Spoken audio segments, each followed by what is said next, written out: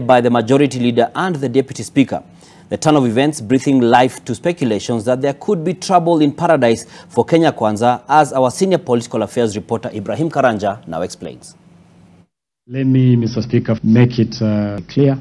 When he arrived to answer questions concerning the going-ons at his ministry, Youth Affairs, Sports and the Arts Cabinet Secretary Ababu Namwamba found most of the missiles sent his way coming from Kenya Kwanza allied members of parliament.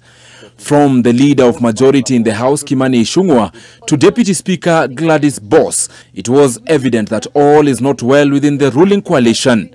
The turn of events now leading to speculations that it could be setting ground for either a cabinet reshuffle or sacking of some ministers or something else not yet made public is in the details. The discussion I'm seeing here is tailored towards crucifixion. Even Jesus was told he claims he's God. Jesus was told he claims he's what? I think we are leaders.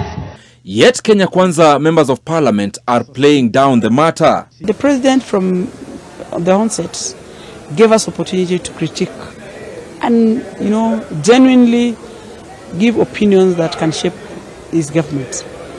But at the end of the day, the vision still remains what the president wants, which is the delivery. It's part of building this nation.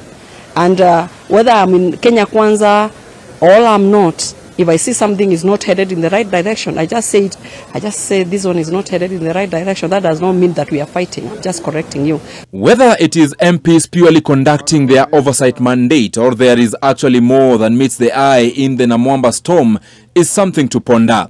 But it must be remembered that only recently did Labour Cabinet Secretary Florence Bore also find herself in such murky waters when she failed to appear before the National Assembly.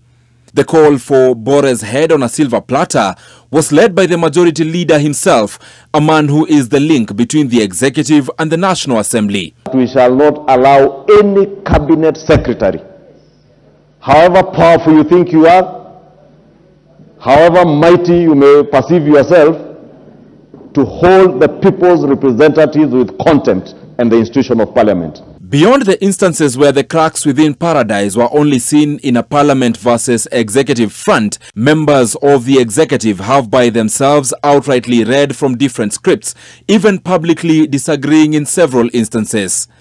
Interior CS Professor Kithure Kindiki and his ICT counterpart Eliud Owalo recently gave contradicting government positions during the WorldCoin craze. Early this year, Trade CS Moses Kuria and Foreign Affairs PS Korir Sing'oei also took different positions regarding the security situation in Sudan. President William Ruto is on record to have complained about the lack of knowledge and incompetence of some of his cabinet secretaries, and with such evident differences, the ministers and top government officials can only keep guessing on when the head of state's mighty sword will fall. Ibrahim Karanja, NTV.